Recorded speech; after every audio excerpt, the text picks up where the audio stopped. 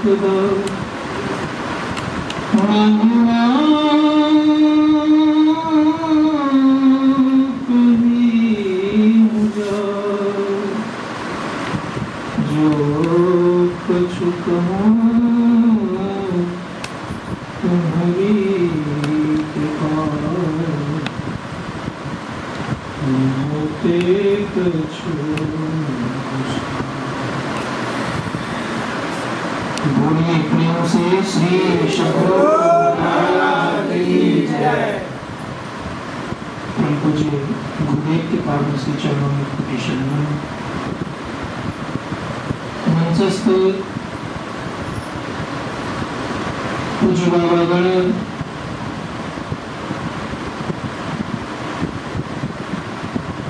आदरणीय हमारे भैया बाबू, परम सम्मानीय साधक वृंद, संवेद समादरणीय सज्जन, आदरणीय माता तथा भक्ति।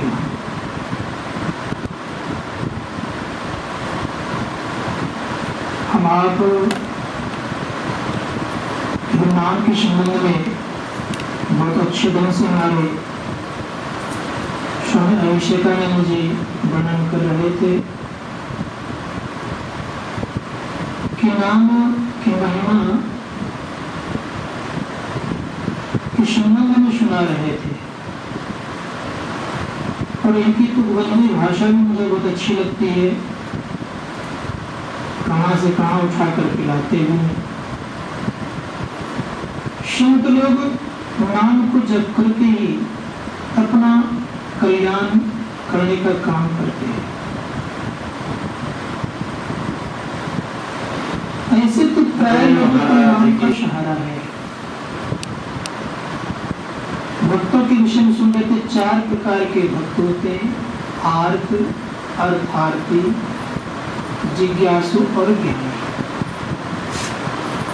आर्त कहते हैं जो संकट में पड़े रहते हैं, जैसे द्रौपदी संकट में थी, सब तरफ नजर को दौड़ाई, कोई जब सहारा उनको देने को तैयार नहीं हुआ, तब वो कहती है, हरो द्वारिकानाथ अब शरण में तेरी, बिन महाराज लाज में, बिन काज महाराज लाज गई में। तो प्रभु आ गए, उनके संकट का निवारण हो गया। दूसरे होते हैं अर्थार्थी, अर्थ के लालच में आकर के वो मंत्र जपते हैं। मंत्र जप जप करके वे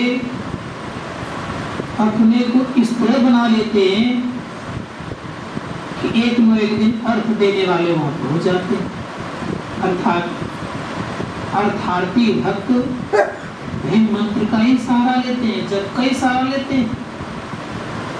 तीसरे होते हैं जिज्ञासु, उसके अंदर जिज्ञासा होती है कि ब्रह्म कैसा है, ब्रह्म की प्राप्ति कैसे किया जाए, उनके पास कैसे पहुंचा जाए। ये भी भक्त हैं, इनके अंदर में जिज्ञासा है। और चौथे होते ज्ञानी। संत लोग कहते ज्ञानी किसे कहते? संत कबीर साहब पढ़े लिखे नहीं थे, लेकिन थे ज्ञानी। संत लोग कहते हैं कि ज्ञानी होना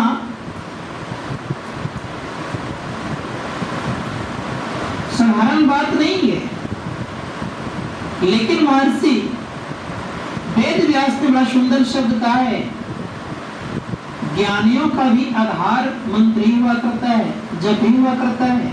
महर्षि व्यास कहते हैं बड़े प्रेम से, उन्होंने कहा कि अगर व्यक्ति पूरा का पूरा ज्ञानी हो जाए और भगवान का नाम उनके हृदय में नहीं उगा हुआ हो, तो ज्ञानी किसी काम का नहीं होता है। लेकिन आत्मज्ञानी को भी सहारा मिलता है नाम का ही। आत्मज्ञानी को, आत्मा को जानने वाले को आत्मज्ञानी कहते हैं। संसार के ज्ञान को जानने वाले को ज्ञानी कहते हैं ये बड़े विद्वान आदमी है, ज्ञानी है। लेकिन जब तक उनके अंदर में आत्मज्ञान नहीं हुआ है, तब तक उन्हें आत्मज्ञानी नहीं कहते। तो चारों भक्तों को नाम का ही आधार है। और ये चारों भक्त में से एक भक्त जो है जिसको हम ज्ञानी कहते हैं, आत्मज्ञानी कहते हैं, उन भक्तों को दो प्रकार का नाम का आधार हुआ करता है। एक तो वर्णात्मक नाम को जप करके वो अपने आप को समेटते हैं, और दूसरे में वर्णात्मक नाम को जपते जपते, उसी वर्णात्मक नामों को जपते जपते उसमें ध्वन्यात्मक नाम को प्रकट कर लेते हैं। इसलिए महायोगी गोरखनाथ जी महाराज ने कहा है 600 सहस्त्र 21 जाप अनहद उपजय आपे आप। अर्थात प्रत्येक मनुष्य के अंदर में श्वास की गति चलती है, लेकिन सामान्यतः मनुष्य के अंदर में 1 मिनट में 15 बार श्वास लेते हैं लोग। इस दृष्टिकोण से अगर हम गणना करेंगे तो 24 घंटे में 21,600 बार श्वास होता है। तो इस श्वास पर अगर पूरे मुस्तैदी के साथ मन लगाकर जप किया जाए तो निश्चित उसके अंदर में अनहद ध्वनि अपने आप प्रकट हो जाता है।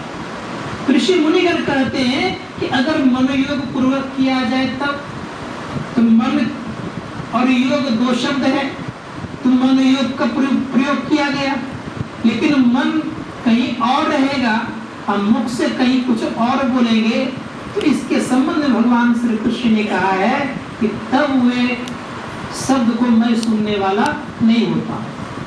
अर्थात केवल मुख एक इंद्रिय है, और इंद्रिय के द्वारा केवल हम बोले जा रहे हैं और उसमें मन नहीं लगा हुआ है, तो भगवान श्री कृष्ण कहते उस नाम को मैं सुनता भी नहीं हूँ और उस नाम का मैं गणना भी नहीं करता हूँ। तो कौन सा नाम गणना करते हैं?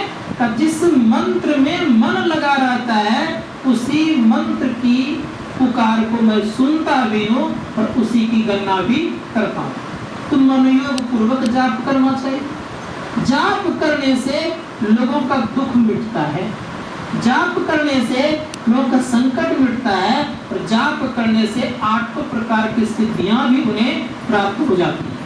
संत लोग कहते हैं कि जाप करने वाले को 8 प्रकार की सिद्धियां प्राप्त होती है और हुई है।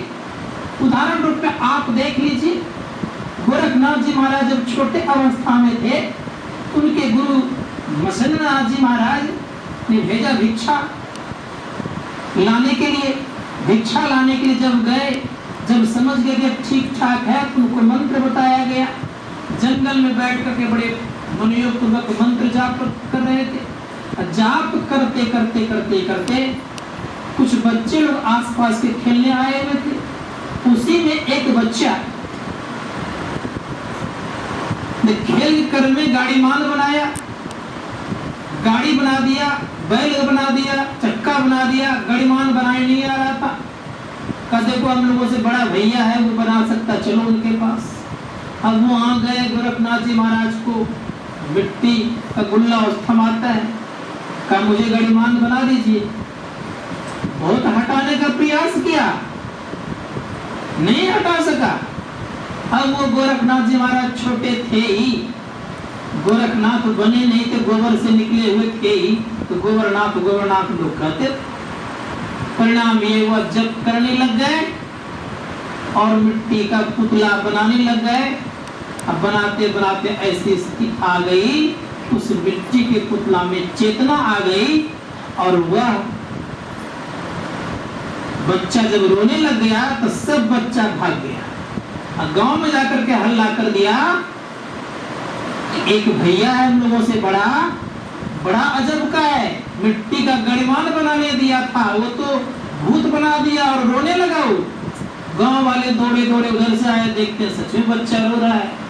उसी एक दाम्पत्य जिंदगी में जीने वाले व्यक्ति कहते बाबा आप तो बाल ब्रह्मचारी, आप बच्चा क्या कीजिए, मुझे दे दीजिए। उतने में उनके गुरुजी आ गए तो गुरुजी कहते इस बच्चे को मैं दूंगा, ब्राह्मणों के यहाँ दिया गया, पालन पोषण हुआ, का इसका नाम होगा कर भंजन। कर भंजन अर्थात कर से उत्पन्न हुआ था, भजन किया गया था, तो कर भंजन नाम रख दिया। और जब आगे चल करके जब वो बड़े हो गए, फिर वो दीक्षित हुए, साधना किए, तो वही व्यक्ति चल करके गहलीनाथ नाम जी के महाराज से गहलीनाथ नाम से प्रसिद्ध हुए और बहुत बड़े संत बने। मैं कहना ये चाह रहा था कि जप किया उन्होंने, वर्णात्मक जप ही जप रहा था, अर्थात नीचे से ही जप उठ रहा था, वो नाभि से ही उठ रहा था, लेकिन उसमें इतनी शक्तियां आ गई, उसका प्रभाव ये हुआ उस मिट्टी में चेतना आ गई। संत लोग कहते हैं जब मिट्टी में चेतना ला सकते हैं जब करके, तो क्या हम आपके मन में जो खट विकार बसा हुआ है उसका दमन नहीं होगा? अवश्य होगा एक न एक दिन, लेकिन जप करने से ही हम आप ऊंचाई की तरफ जा सकते हैं। जप कैसे किया जाए? कभी कभी हम आप लोग अच्छी तरह जानते हैं, जब ठीक ठीक लोग जप करते हैं, मैं आपको बता दूं एक छोटी सी बात कि लोगों की ये नस जो है ना बीच वाली, यहाँ से भी किन्हीं किन्हीं को मंत्र का आवाज निकलने लगती है।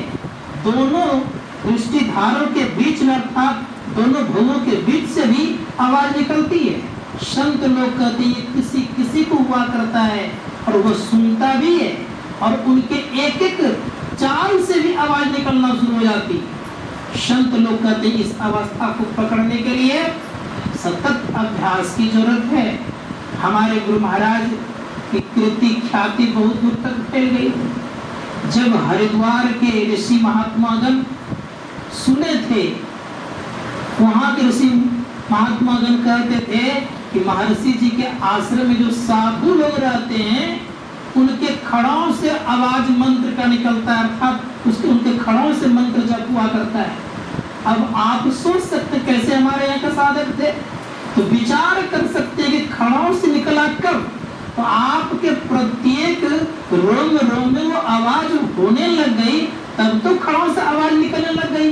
तो संत लोग कहते मंत्र में यह ताकत है, आप जपते हैं तो केवल आप मुख से ही आवाज नहीं निकालते हैं, आपके प्रत्येक रोम रोम में आवाज निकलने की क्षमता हो जाती है, और निकलते भी हैं लोग, निकालते भी हैं। इसलिए शास्त्रकार कहते हैं खूब मनोयोग पूर्वक जपना चाहिए। जपने का कला क्या है? बृहदारण्यक उपनिषद में आया है कि मुख्यतः रूप से 4 तरह से जाप करते हैं। पहला जो है वह है वाचिक जाप। वाचिक जाप करते हैं बोल बोल को करने को। इसका फायदा है, कितना फायदा है? बृहदारण्यक उपनिषद में कहा गया है इसका फायदा है 10, अर्थात एक बार जपेंगे तो 10 गुना फायदा होगा। इससे आगे जब हम बढ़ते हैं तो और फायदा कितना है? तो कहते वाचिक के बाद आता उपांशु। उपांशु जप में 100 गुना ज्यादा फायदा है। और फिर आया श्वास जप। श्वास जप में 1000 गुना फायदा है। और सबसे श्रेष्ठ जप जो है आपका वो मानस जप है, उसमें 1,00,000 गुना लिखा हुआ है, लाख गुना श्रेष्ठ जप है। तो संत महात्मा गण कहते हैं कि अगर हम मनोयोग पूर्वक वाचिक जप करते हैं यह व्यर्थ नहीं जाता। वाचिक जप में भी हमें कुछ न कुछ फायदा होता है। इससे विशेष फायदा लेना चाहते हैं तो हम क्या करें? उपांशु करें। उपांशु से विशेष फायदा लेना चाहते हैं हम श्वास जाप करें। और श्वास जाप के संबंध में गोरखनाथ जी महाराज ने कहा 21,600 बार अगर मनोयोग पूर्वक जाप अगर करे, उनके अंदर में अपने आप अनाहत ध्वनि स्वतः प्रकट होने लग जाएगा और वे सुनेंगे भी। संत लोग कहते हैं इतना ही नहीं, इसके बाद बारी आती है किसकी? मानस जप। मानस जप सब जपों का राजा है। मानस जप एक बार जपते हैं कोई तो इधर आप बोल बोल करके 1,00,000 जपेंगे तब बराबर होगा। शास्त्रकार कहते हैं इसलिए मनोयोग पूर्वक मानस जप जपना चाहिए। अब जपना कैसे चाहिए? इसके संबंध में परम संत तुलसी साहब ने कहा है कि जप करने का तरीका क्या है। मानस जप जपने का जो तरीका है वो मैं बता रहा हूँ। तुलसी साहब करें, उन्होंने कहा कि अपनी दृष्टि को स्थिर करो और पकड़ो पट। पट कहते हैं पर्दा को।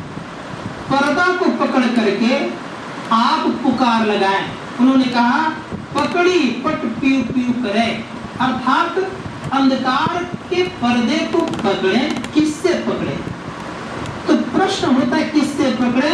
उत्तर आता है यह कि आपका मन जपता है मंत्र, दृष्टि पड़ी रहती है खाली, तो दृष्टि से हम क्या करें? तो अंधकार के पर्दे को हम पकड़ें और मन से हम मंत्रावृत्ति करें, अर्थात मन से जब मंत्रावृत्ति करेंगे तो इष्ट विग्रह रूप का समक्ष आपके समक्ष वो प्रकट होंगे, और जब इष्ट विग्रह रूप आपके अंदर में दिखेंगे तो शास्त्रकार कहते हैं कि वह रूप दिव्य रूप होगा।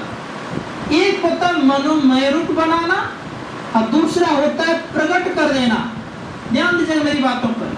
प्रकट तब होता है जब आपका मन और दृष्टि एक हो जाता है पुकार करते करते, और जब एक जगह स्थिर हो जाता है तब वह रूप स्वतः अपने आप प्रकट होता है और वह दिव्य रूप कहलाता है।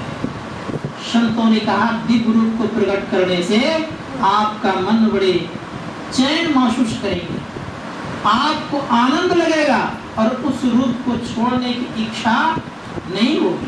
संत लोग कहते ऐसी अवस्था जब प्रकट, ऐसी अवस्था जब हो जाती है तो ऋषिगण कहते हैं कि उस समय आप जो पुकार किए थे, प्रकट किए थे, आप अगर उस समय कुछ मांगते हैं तो मांग पूरे हो जाते हैं। जैसे आपने मांग लिया कभी उदाहरण रूप में कि मुझे अच्छे से एक फैक्ट्री लग जाए, तो अच्छे से फैक्ट्री लग जाएगी, फैक्ट्री तो लग जाएगी, इसमें कोई संदेह नहीं है, लेकिन फिर जो आप चाहिए पुनः वो रूप प्रकट हो जाए तो संत महात्मा गण का तो सदा के लिए कुछ दिनों के लिए गायब हो जाता है, फिर मेहनत करने की जरूरत पड़ जाती है। इसलिए शास्त्रकार कहते हैं क्या मांगना चाहिए उनसे? तो संत कबीर साहब कहते हैं संसार की वस्तुओं को मांग लोगे ना, ये रहने वाला नहीं है। क्या मांगो? कछु फिर न रहाई, देखत नैन चलियो जग जाई, 1 लाख पुत 1.25 लाख नाती, जा रावण घर दिया न बाती, सोने का महल रुपए का छाजा, छोड़ चले नगरी का न राजा, अब कोई करे महल कोई करे टाटी, अब उड़ी जाए सुगना पड़ी रहे माटी। अब कहते हैं लंका सी कोट समुद्र सिखाई, जा रावण की अंत न पाई। अब कहते कहते कहते हैं कहे कबीर सुनो भाई साधु, जौ छाड़ी चला जुआड़ी। जिस प्रकार जुआड़ी हार जाता है तो बड़े प्रेम से दोनों हाथ को मलते मलते वो क्या करता है, मुड़ी गागता है और वहां से चलते रहता है। तो ठीक उसी प्रकार से मांगना क्या है? संत महात्मा गण कहते हैं मांगने के लिए सिखाते हैं। भगवान शंकर स्वयं मांगने के लिए सिखाते हैं लोगों को, अपने लिए नहीं सिखा रहे हैं। भगवान शंकर जब मांगने के लिए कहा गया भगवान श्री राम, तो भगवान श्री राम से क्या मांगते हैं? कहते कि नाथ एक वर मांगा हूँ, हर्षित देसी रंग, अब पद सरोज अनुपायनी, भक्ति सदा सत्संग। अर्थात सत्संग मांगेंगे और भक्ति मांगेंगे तो ये आपका अस्थाई पूंजी है, और ये पूंजी को नाम मान करके संसार की पूंजी को मांगेंगे ये आपकी अस्थाई नहीं है। इसीलिए मांगना क्या चाहिए? तो कहा मांगिए नाम में प्रीति हो जाए। संत लोग कहते एक नाम आता है नीचे से और दूसरा आता ऊपर से।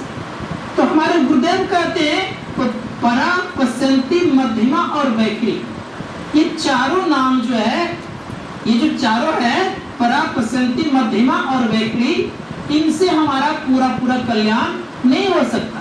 संत कबीर साहब कहते हैं राम राम सब कोई कहे, नाम न चिन्हे कोई, नाम चिन्हे सदगुरु मिले, नाम कहावे सोई। संसार में अनेक प्रकार के नाम हैं, लेकिन उन अनेक प्रकार के नामों में जिस नामों को साधु महात्मा लोगों ने सुवर्ण किया है, उस नाम को अगर जीवन में उतारेंगे तभी हम आपका परम कल्याण होगा।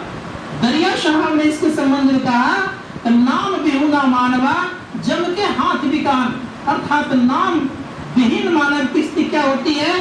तो जम के हाथ में बिका जाते हैं, और हम लोग आज भी जम के हाथ में बिके हुए।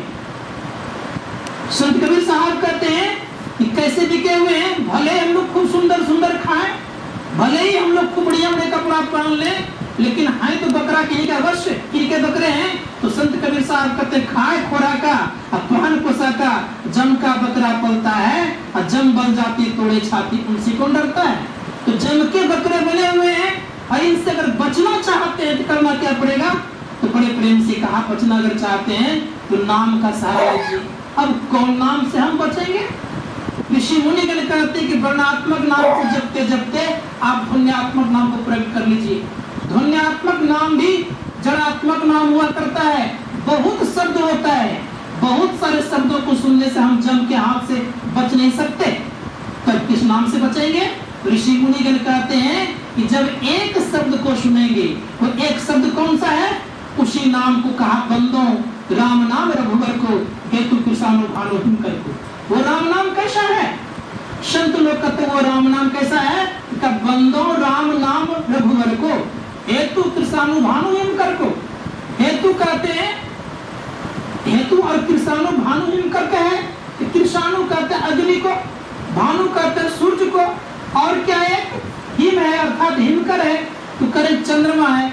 जिस नाम में तीनों गुण समावेश हो, वो राम नाम कौन सा है? संत लोग कहते वही राम नाम है। राम नाम अमर नाम भजो भाई सोई, सोई सत धुन सब घट घट वही। जो सब घट घट वो राम नाम होता है, उस नाम को जाने बिना हम जम के हाथ से नहीं बच सकते। जम के हम बकरे बने रह जाएंगे अगर उस नाम को नहीं जानेंगे। अगर जानना चाहते हैं तो शास्त्रकार कहते हैं उस राम नाम को जानिए। वो राम नाम कैसा?